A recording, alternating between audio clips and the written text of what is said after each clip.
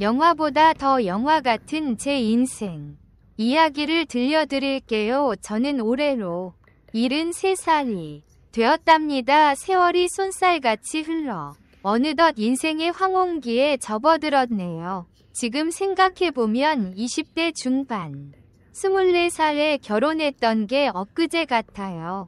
남편은 28살로 저보다 4살 연상이었던 친구 결혼식에 갔다가 남편을 보고 첫눈에 반해버어요. 그때만 해도 저는 내성적이고 소심한 성격이라 남자에게 먼저 다가가는 법이 없었어요. 근데 그 친구 결혼식에서 제 눈에 띈 남자, 그게 바로 남편이었고 키가 크고 체격이 좋으셨어요. 무엇보다 선한 인상이 마음에 쏙 들더라고요. 친구 결혼식이 끝나고 혼자 버스 정류장에 서 있는데 어떤 목소리가 들리는 거예요. 저기요 아가씨. 깜짝 놀라 뒤를 돌아보니 결혼식장에서 제 눈에 띄었던 그 남자가 서 있었어요. 수줍게 미소를 지으며 인사를 건네는데 그 모습이 너무 멋있었어요. 그렇게 우리는 연애를 시작했어요. 연애 기간은 1년 정도였죠. 1년 동안 우리는 서로에 대해 많은 걸 알아갔어요. 남편은 묵묵히 자기 할 일을 하는 듬직한 사람이었어요. 무뚝뚝한 면이 있었지만 속은 여리고 따뜻했죠. 남편은 말은 없어도 행동으로 절 좋아한다는 걸 표현했어요. 교제 초기에 제 생일이었는데 남편이 깜짝 이벤트를 준비해준 적이 있었죠. 제가 일 끝나고 집에 가려고 하는데 남편이 절 데리러 왔더라고요. 그날 남편은 절 시내에 새로 생긴 양식당으로 데려갔어요. 양식당 안에는 예쁜 꽃다발과 케이크가 놓여 있었어요. 너무 놀라고 감동해서 눈물이 핑 돌더라고요. 남편은 수줍게 웃으며 절 꼭 안았어요. 귓가에 속삭이는 그 목소리가 아직도 기억나요. 당신을 사랑해요. 저는 이런 남편이 너무 사랑스럽고 고마웠어요. 다정하고 속 깊은 남자라는 걸 알게 됐죠. 연애할 때부터 저희 두 사람은 떼래야 뗄 수 없는 사이가 되어 있었어요. 사소한 말다툼이 있어도 금방 화해하고 했죠. 서로에 대한 사랑과 신뢰가 깊었던 것 같아요. 결혼 전날 밤에는 너무 긴장되고 설레서 잠을 한숨도 못 잤어요. 평생 함께 살 사람과 내일 100년 가약을 맺는다는 게 실감이 안 났죠. 결혼식 당일 한복을 곱게 차려입고 입장하는데 눈앞에 있는 남편이 너무 멋있어 보이는 거예요. 숨이 멎을 것 같았어요. 순간 울컥 눈물이 나오더라고요. 저를 보며 환하게 웃는 남편, 떨리는 목소리로 식사를 읽는 모습이 지금도 생생해요. 결혼 후 저희 부부는 더 없이 행복했죠. 신혼집에서의 단둘만의 시간은 너무 좋았어요. 아침에 일어나면 남편 얼굴을 보는 게 그렇게 행복하고 감사하더라고요. 남편도 절 보며 매일 환한 미소를 짓곤 했죠. 시간만 나면 뜨겁게 포옹하고 입을 맞추며 사랑을 나눴어요. 집에 들어가자마자 눈이 마주치면 서로를 끌어안았죠. 한창 사랑할 나이에 잘생기고 멋진 남편과 살게 되니 세상 부러울 게 없었어요.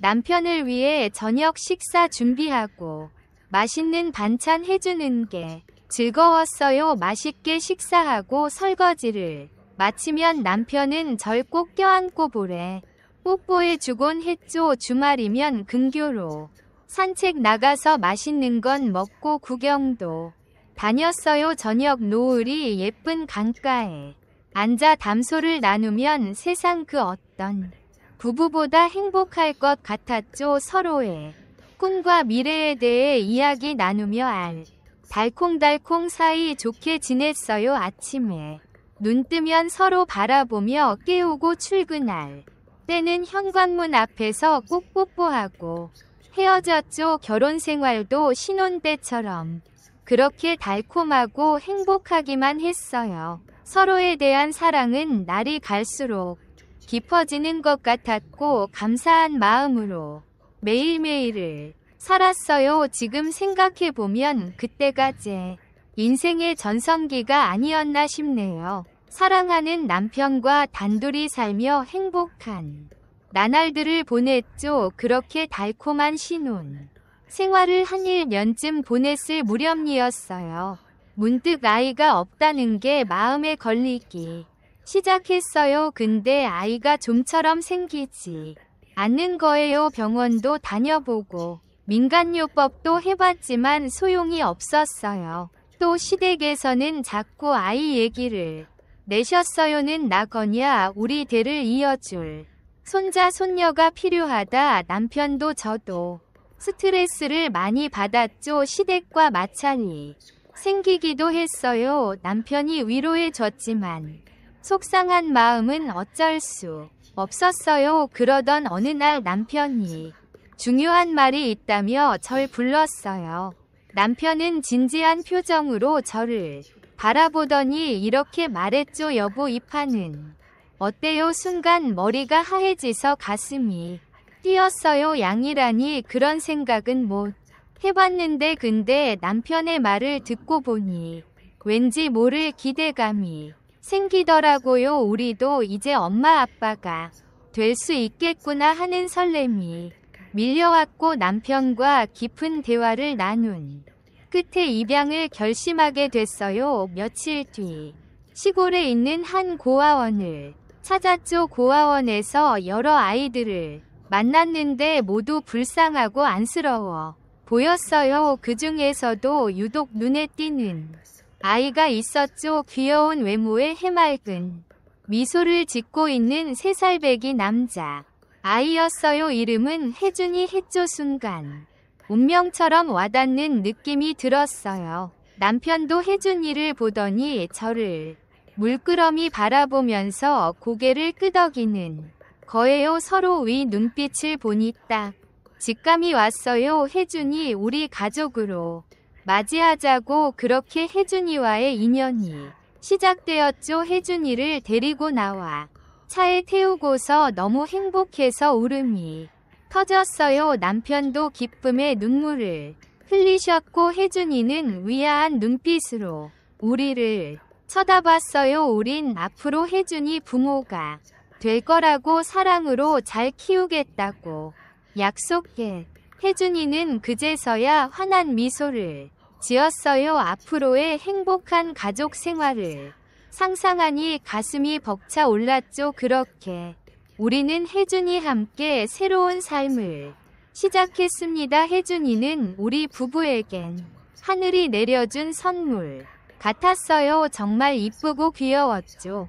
혜준이를 향한 뜨거운 사랑으로 가득 채웠어요. 혜준이 우리를 진짜 부모처럼 따랐죠. 저는 혜준이를 위해 최선을 다했어요. 좋은 음식을 먹이고 좋은 옷을 입혔죠. 혜준이가 크면서 궁금해하는 건 뭐든 가르쳐 주려고 노력했어요. 남편도 혜준이 친구처럼 지냈죠. 같이 공놀이도 하고 야구도 했어요. 혜준이 행복한 웃음소리가 집안에 가득했죠. 하지만 혜준이를 키우는 게 결코 쉽지만은 않았어요. 우리 부부는 소를 키웠어요. 처음엔 10마리도 안 되는 소를 키웠는데 점점 늘어나서 나중엔 300마리나 되더라고요. 남편은 소돌 보는 일로 늘 바빴죠. 저 역시 끼니를 준비하고 빨래를 하고 집안일을 도맡고 종종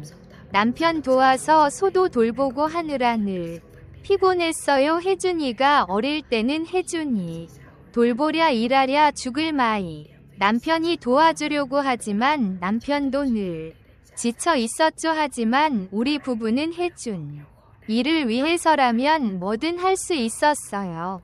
사랑하는 아들을 위해 힘든 줄 모르고 열심히 일했죠. 그렇게 행복하게 살던 어느 날 남편에게 불행한 일이 생겼어요. 남편이 일을 하다가 갑자기 쓰러진 거예요. 그날도 남편은 여느 때처럼 새벽부터 일어나 소에게 풀을 먹이고 젖을 짰어요. 혜준이 학교에 보내고 나서 일을 하다가 점심때쯤 되어 배가 고파 집으로 돌아오는데 갑자기 어지러움을 느꼈네요. 그러더니 그 자리에 풀썩 쓰러지고 말았어요. 마침 옆에서 일하던 동네 아주머니가 그걸 보고 황급히 119에 신고했어요. 남편은 의식을 잃은 채 병원으로 실려갔죠. 저는 병원에 뛰어가 의사 선생님께 남편 상태를 물었어요. 의사 선생님은 굉장히 심각한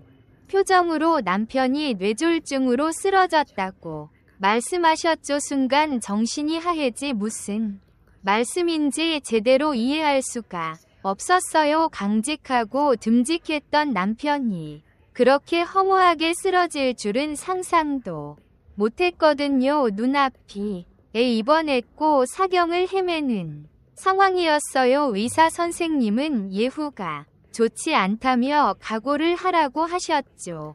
하지만 전 포기할 수 없었어요. 혜준이 아빠인데 우리 가족의 든든한 버팀 목인데 남편은 살아야만 했어요. 매일같이 병원에 나가 아침부터 밤까지 남편 곁을 지켰죠. 의식이 없는 남편 손을 꼭 잡고 기도했어요. 여보, 당신 곁에는 우리 혜준이가 있잖아요. 제발 눈 좀 떠봐요. 혜준이가 아빠 얼굴 보고 싶어해요. 침대 곁에 앉아 남편에게 말을 걸었죠.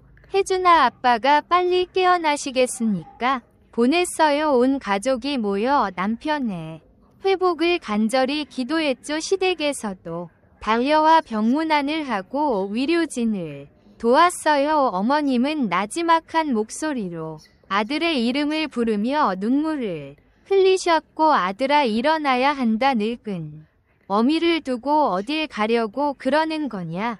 기적 같은 일이 일어났어요. 남편이 서서히 의식을 차리기 시작한 거예요. 처음엔 손가락을 살짝 움직이다가 눈꺼풀을 떴어요. 시간이 흐르자 저와 눈을 맞추고 입술을 움직이기 시작했죠. 의사 선생님도 놀라워하시면서 회복 속도가 놀랍다고 하시더라고요. 이렇게 빨리 의식을 되찾아오는 경우는 드물다고 했죠. 남편의 강인한 생명력 덕분인 것 같아요. 남편은 기적적으로 회복되어 퇴원할 수 있었어요. 할 때쯤엔 부축을 받아 걸을 수도 있게 되었죠. 그 모습을 보니 정말 기뻤어요. 혜준아, 우리 아빠 걸을 수 있게 되었어. 이제 아빠랑 공놀이도 하고 같이 산책도 하자. 혜준이 아빠가 태어난다는 소식에 환하게 웃더라고요. 그 웃음을 보는 것만으로도 그동안의 힘든 시간들이 눈 녹듯이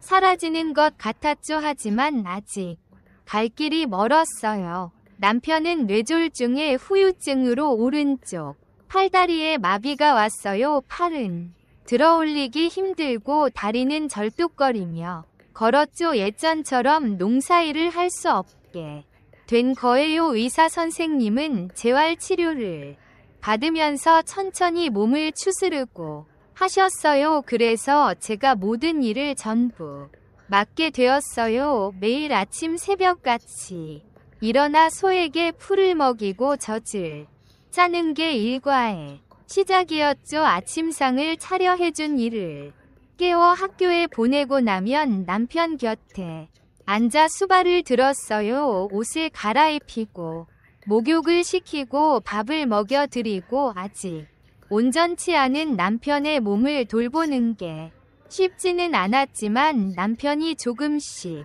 나아지는 모습을 보면 힘이 났어요. 혜준이를 학교에 보내고 나면 바로 농사일을 나갔죠. 비료를 뿌리고 잡초를 뽑고 곡식을 심었어요. 땡볕에 몇 시간을 일하고 나면 등줄기에서 땀이 비오듯 하더라고요. 너무 지쳐서 쓰러질 것만 같았지만 혜준이 얼굴을 떠올리면 다시 힘이 났죠. 우리 혜준이는 내가 이렇게 버텨야만 밥을 먹고 옷을 입을 수 있으니까요. 오후에는 혜준이를 데리러 학교에 갔어요. 더운 날씨에 교복이 땀에 있는 혜이의 모습에 마음이 아팠죠. 미안하다 혜준아. 엄마가 좀 더 열심히 해서 우리 가족 잘 살게 해줄게. 그런 마음으로 매일을 살았어요. 저녁에는 부엌에 서서 음식을 만들었죠. 혜준이가 좋아하는 닭볶음탕, 남편이 즐겨 드시는 고등어구이, 온 가족이 둘러앉아 저녁을 먹을 생각을 하면 행복했어요. 힘들지만 보람찬 하루하루였던 살림의 농사의 아들 키우는 일까지 해내려니 눈코뜰 새가 없었지만 가족들 덕분에 버틸 수 있었어요. 그런데 이상하게 제가 힘들어 할수록 남편은 술을 많이 드시는 거예요. 농사일을 제대로 돌보지 못한다는 자책감 때문이었던 것 같아요. 이게 다 내 탓이야. 내가 내 걱정 때문에 병이 난 거야 라며 헛소리를 하시더군요. 마음의 상처를 받기도 했지만 남편 마음을 이해 못하는 건 아니었어요. 저 역시 안타까웠으나 어느 날은 남편이 술에 취해 혜준이 태 심하게 화를 내셨어요. 혜준이가 실수로 아빠 술병을 깨뜨렸어요. 평소 같으면 그러려니 하실 남편이 갑자기 혜준이에게 고함을 지르면서 손찌검을 하려 하시는 거예요. 남편의 모습에 저도 화가 났어요. 여보 애한테 왜 그러세요? 혜준이가 무서워서 어쩔 줄 모르잖아요. 큰 소리로 말하고 나서야 남편은 조금 정신을 차리시고 혜준 이를 끌어안고 미안하다고 과하죠. 저는 이해할 수 없었어요. 힘든 시기에 서로 위지하고 격려해야 할 텐데 왜 남편은 술로 모든 걸 망치려 하는 걸까요? 많이 속상했죠. 남편에게 술을 끊으라고 제발 우리 가족을 위해 노력하자고 말씀드렸어요. 처음엔 고집을 부리시니 점점 제 말에 귀를 기울이시고 그로부터 며칠 뒤 남편은 저에게 큰 절을 하셨어요. 미안하다고 이제 술을 끊고 가족을 위해 살겠다고 다짐하시더라고요. 울컥 눈물이 쏟아졌어요. 그동안 힘들었던 마음이 한 번에 녹아내리는 것 같았죠. 남편은 약속을 잘 지켰어요. 술을 전혀 입에 대지 않으셨죠. 대신 저와 혜준이를 챙기는데 전념하세요. 혜준아, 오늘 학교에서 어떤 일이 있었어? 재미난 일은 없었니? 남편은 혜준이 많은 대화를 나누려고 노력했어요. 의젓해진 아들의 모습에 흐뭇해 하시더라고요. 전 너무 기뻤어요. 힘든 시간을 겪었지만 우리 가족은 서로 사랑하고 아껴주니까요.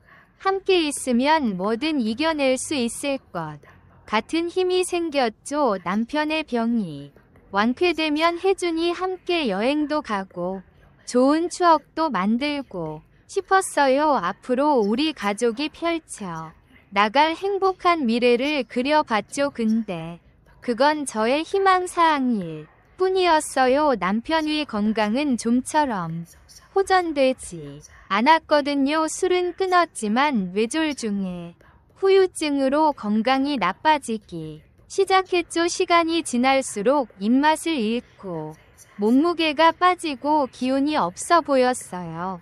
저는 겉으로는 티내지 않으려고 애썼지만 속으로는 많이 걱정되고 불안했어요. 혹시나 하는 마음에 종종 울음을 터뜨리기도 했죠. 혜준이 몰래 혼자 눈물 흘리는 날이 많았어요. 제 걱정이 현실이 되고 말았어요. 어느 날 남편이 일을 하다가 그만 쓰러지고 말았어요. 급하게 병원으로 모셨지만 회복하지 못하고 하늘나라로 가고 말았죠. 한참 살 나이에 너무 허망하게 떠나셨어요. 장례식장에서 남편 영정 사진을 보며 펑펑 울었어요. 옆에서 혜준이도 엉엉 울었죠. 이제 우리 가족은 남편 없이 살아가야 한다는 게 믿기지가 않았어요. 남편의 죽음 이후 저는 큰 슬픔에 빠졌어요. 하루하루가 고통스럽고 힘들었죠. 혜준이를 보면 남편 생각이 더 났어요. 혼자서 어떻게 혜준이를 잘 키울 수 있을까 막막한 마음 뿐이었죠. 가끔은 남편 옷을 꺼내 얼굴에 묻고 한참을 울기도 했어요. 그리움이 려와 가슴이 터질 것만 같더라고요. 그래도 혜준이 앞에서는 웃는 얼굴로 대했어요. 엄마가 약한 모습 보이면 혜준이가 더 힘들어할까 봐 걱정되었어요. 남편 빈자리가 크게 느껴졌지만 꿋꿋이 살아갈 수밖에 없었어요. 한편으로 혜준이가 대견스러웠다 없어진 상황에서도 유연하게 잘 견뎌냈거든요. 학교 공부에도 더 매진하던 나요. 아빠 기일의 묘소에 찾아가 아빠 걱정하지 마세요. 저 열심히 공부해서 훌륭한 사람 될게요. 엄마도 제가 잘 모실게요 라고 말하는 모습에 눈시울이 뜨거워지더라고요. 어린 나이에 책임감 있는 말을 하는 걸 보니 기특하기도 하고 안쓰럽기도 했죠. 그렇게 세월이 흘러 혜준이가 훌 커갔어요. 고등학교에 진학했는데 성적이 아주 우수했고 공부에 소질이 있는 것 같았어요. 학교에서 장학금도 많이 받더라고요. 엄마 아빠 피 한 방울 받지 않은 것이 오히려 다행이라는 생각도 들었어요. 전 학창 시절에 성적이 좋지 않았거든요. 남편도 마찬가지였고요. 머리보단 손재주가 좋으셨고 혜준이는 우리와 달랐어요. 엄마 저 의사가 될 거예요. 주변에 어려운 사람들 많이 도와주고 싶어요. 혜준이가 어느 날 불쑥 그런 말을 하는 거예요. 의사라니 너무 멋진 꿈이 아니겠어요. 첫째는 남을 도울 수 있는 직업이고 둘째는 안정적이야요. 의사라는 직업은 어디 가서 손해볼 일이 없으니까요. 저는 무척 기뻤어요. 그래 잘 생각했다. 엄마가 널 믿는다. 꼭 멋진 의사 되거라 하고 용기를 북돋아 주었죠. 의대 진학을 위해 혜준이는 밤낮으로 열심히 공부했어요. 학교에서 돌아오면 밥 먹고 바로 책상 앞에 앉더라고요. 늦은 밤까지 책을 읽고 문제집을 푸느라 잠도 제대로 못 잤죠. 가끔 제가 혜준아 너무 무리하지 말고 좀 쉬어도 된다라고 하면 환한 얼굴로 웃으면서 엄마 전 괜찮아요. 제 꿈을 위해 열심히 해야죠. 엄마처럼 강한 사람이 되고 싶어요라고 말하더라고요. 제 자식이 그렇게 씩씩하니 대견스럽기도 하고 안쓰럽기도 했어요. 대학 입시를 치를 때가 다가왔어요. 혜준이 장래가 걸린 문제라 저희는 초조해 했죠. 합격 발표 날 혜준이는 집에서 컴퓨터 앞에 앉아 결과를 기다렸어요. 옆에서 저도 가슴 졸이며 기도했죠. 하느님 제발 우리 혜주가 꼭 위대에 합격할 수 있게 해주세요. 마우스를 클릭하는 순간 화면에 합격이라는 두 글자가 떴어요. 저도 모르게 예하고 소리를 지르며 혜준이 깨어났죠. 혜준이 엄마 해냈어요. 제가 해냈어요. 하면서 눈물을 글썽이더라고요. 혜준이의 집안에 경사가 났죠. 시댁에서도 좋아하셨어요. 가업을 잇는 건 못 되지만 그래도 의사가 된다니 대견해 하셨죠. 경제적으로 어려운 상황에서도 제가 꿋꿋이 아들을 키워냈으며 노릇 톡톡히 했다며 저를 많이 치켜 세워 주셨어요. 혜준이가 위대에 입학하고 나선 정신이 하나도 없었어요. 제 삶의 목표가 아들 뒷바라지 하는 거였으니까요. 아침 일찍 일어나 도시락 싸주고 학비 되느라 허리가 휘도록 이랬죠. 소를 더 열심히 길러 우유를 팔고 쌀과 잡곡도 팔았어요. 주변에서 이래저래 도와주는 분들이 많았어요. 먹고 살만한 형편이 되니 세간의 시선도 따뜻해지더라고요. 는 거주 학교에선 혜준이 소식을 자주 전해 들었어요. 모범생이다. 공부도 잘하고 인품도 훌륭하다. 장래가 촉망되는 학생이다 하는 칭찬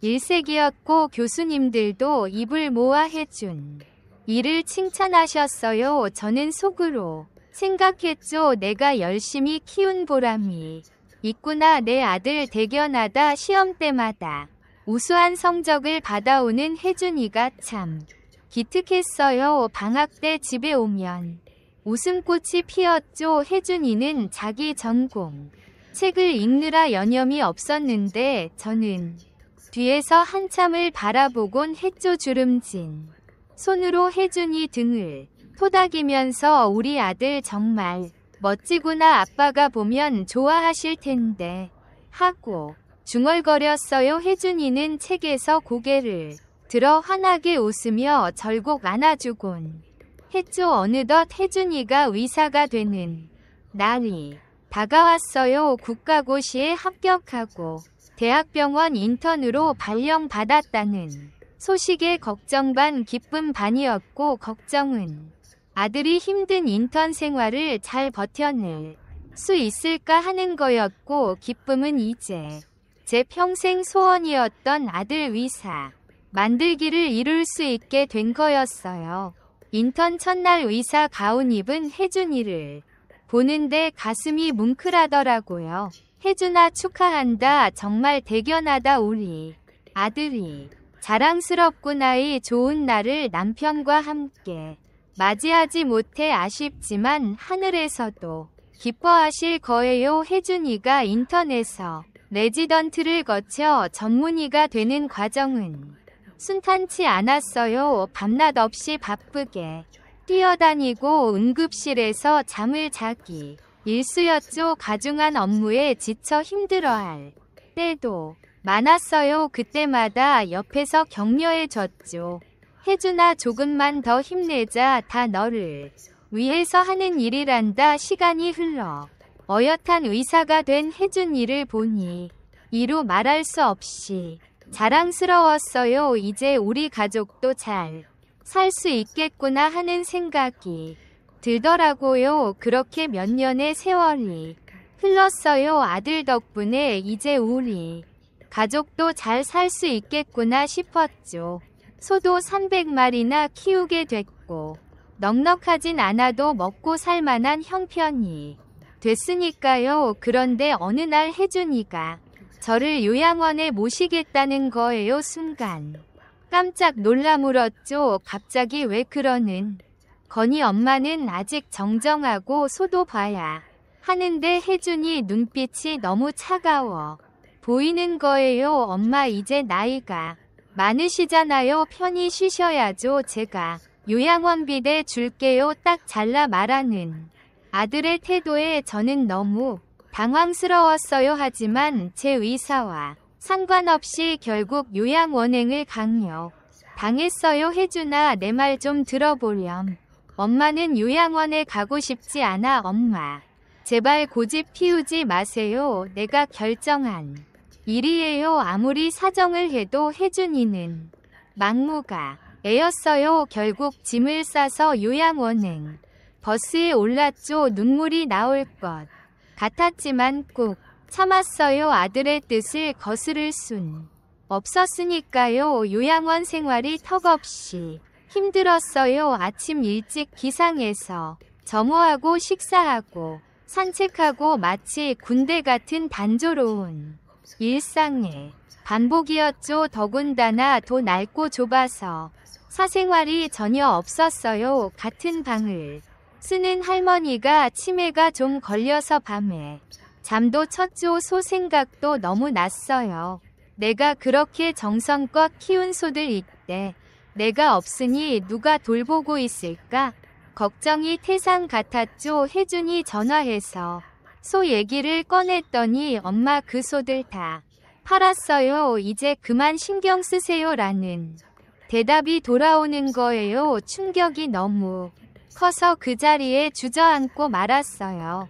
소를 판 것도 모자라 알고 보니 제 명의로 된 땅과 집도 팔아 버렸더라면 도박을 했대요. 한순간에 모든 걸 잃어버린 거죠. 아들은 도박에 미쳐서 가산을 탕진했고 빚더미에 앉았어요. 이 사실을 알고 나니 하늘이 무너지는 것 같았어요. 내가 죽도록 고생해서 모은 재산을 자식 하나 건사 못하고 말아 먹다니 서글프고 억울하고 분해 가슴이 터질 것만 같았어요. 그렇게 요양원에서의 시간이 흘러갔어요. 혜준이는 한 번도 면회 오지 않았죠. 아마 제 낯을 볼 염치가 없었던 모양이에요. 어디서 뭘 하고 사는지도 모르겠더라고요. 전 요양원 활동에 의욕이 하나도 없었어요.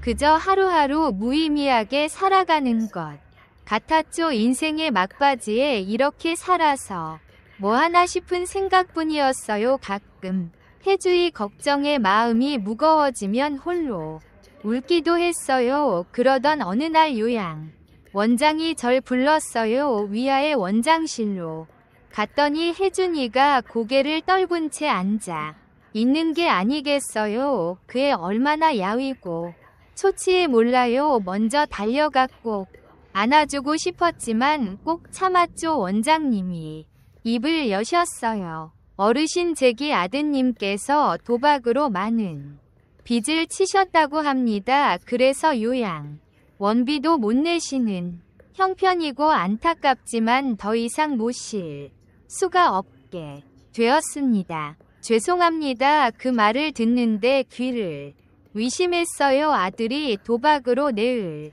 모조리 날려먹고 이젠 내가 있을 곳조차 없어졌다니. 혜준이는 고개만 숙인 채 아무 말이 없었어요. 차마 제 얼굴을 볼 수 없는 모양이었나 봐요. 이 불효막심한 자식아 엄마를 이렇게 만들다니 원망스러웠지만 더는 아들을 탓할 수도 없었어요. 이미 벌어진 일이었으니까요. 어쩔 수 없이 요양원을 나왔어요. 아무도 저를 돌봐줄 사람이 없었죠. 결국 노숙자 신세가 되고 말았어요. 먹을 게 없어 쓰레기통을 뒤지고 길거리를 떠도는 신세라니네. 팔자가 이렇게 기고 줄이야 갈 곳 없는 몸뚱이로 거리를 떠돌며 하루하루 겨우겨우 살아가는 신세가 되었어요. 먹을 게 없어 동냥하러 다니고 밤엔 공원 벤치나 지하철 역사에서 얼어 죽을 뻔도 했죠. 추위와 배고픔에 떨면서도 한편으론 스스로가 한심하고 불쌍해 보였어요. 이런 꼴로 살아서 뭐 하나 차라리 죽는 게 나을 것 같다는 생각이 간절했죠. 그러던 어느 날이었어요. 동네를 배회하던 중 저만치에서 소울음 소리가 들렸어요.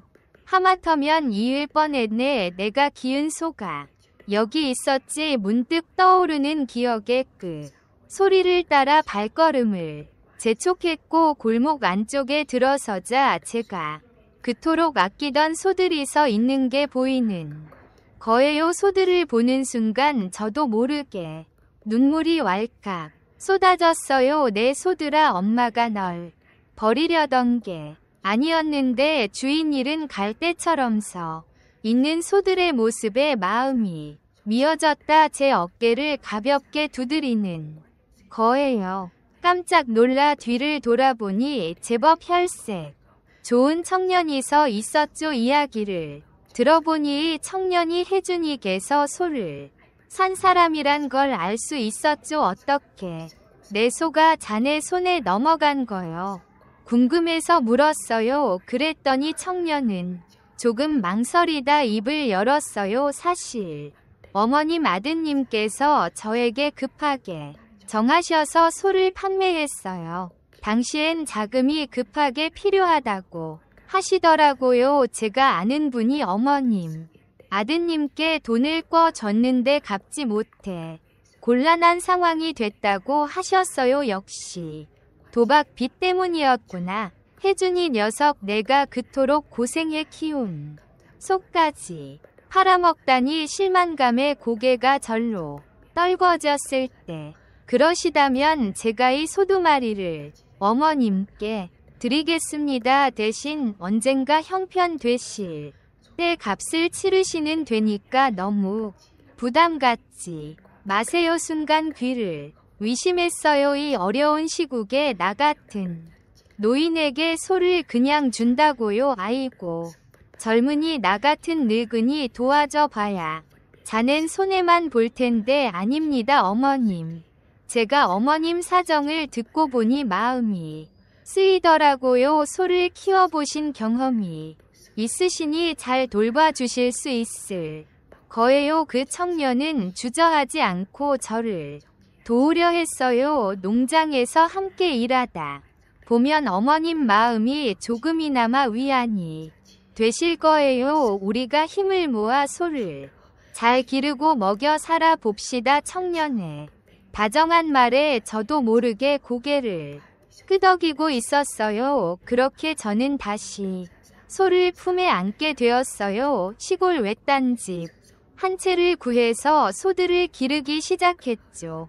처음엔 소를 돌보는 일이 버거웠지만 차츰 적응해 갔어요. 두 손으로 풀을 꾹꾹 비벼 먹이를 만들어주면 소들은 콧김을 내뿜으며 즐겁게 먹었어요. 시간이 지나 소가 새끼를 낳았을 때는 눈물이 날 정도로 기뻤죠. 연신 송아지의 작고 여린 머리를 쓰다듬으며 행복을 만끽했어요. 그래, 인생이 다 그런 거지 뭐. 희망이 있는 한 살아볼 만에 열심히 소를 돌본 덕분에 점점 소두수가 늘어났어요. 우유를 팔아 생계를 꾸려갈 만큼 안정적인 수입원이 생긴 거주 덕분에 동네에서도 존경받는 어르신으로 대접받게 되었어요. 할머니, 소 젖주 만든 요구르트 맛있어요. 또 사 먹으러 올게. 우리 집 아기 먹이려고 우유 한 박스 싸갈게요. 신선하죠. 동네 사람들이 저의 소저 만든 유제품을 즐겨 찾았어요. 인심 좋은 시골 동네라 팔다 보면 어느새 동이 나곤 했죠. 한편 청년은 제게 잊을 수 없는 은인이 되었어요. 그저 남일 같지 않게 도와준 그 따뜻한 마음을 어찌 잊을 수 있겠어요. 그리고 그 청년은 부모를 늘려 이었대요. 그래서 그 청년을 양자 삼기로 했어요.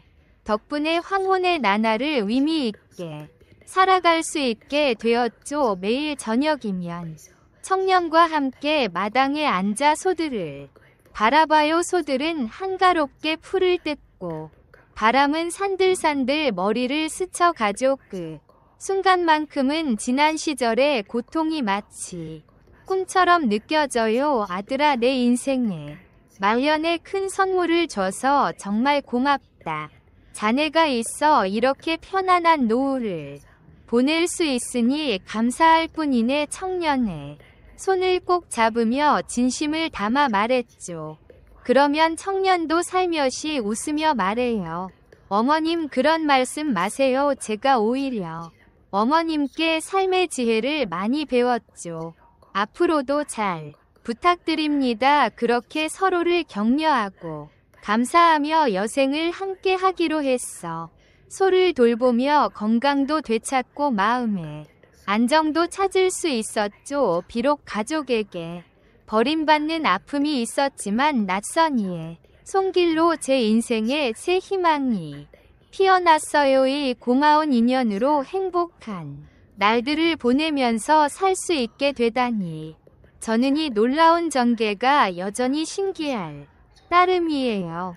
때론 세상 살이가 힘겨워 낙담할 때도 있지만 언제나 소망을 잃지 말고 앞으로 나아가야 해요. 어둠이 짙으면 밝음도 있는 법이죠. 제 얘기를 들으신 분들도 희망을 잃지 마시고 용기 내서 살아가셨으면 좋겠어요. 늙은이의 한 말씀이 젊은이들에겐 긴 잔소리로 들릴지 모르겠지만 오래 살다 보니 인생사 새옹지마라는 걸 깨달았어요. 운명의 장난인지 사람 마음의 순리인 모르겠만 이렇게 기구한 제 인생에도 따스한 온기가 스며들 수 있었으니까요. 여러분 삶에 지칠 때면 제 얘기를 떠올려 보세요. 작은 위로와 희망이 되었으면 좋겠네요. 언제나 밝은 마음으로 살아가시길 빕니다. 제 얘기 끝까지 들어주셔서 정말 고마워요.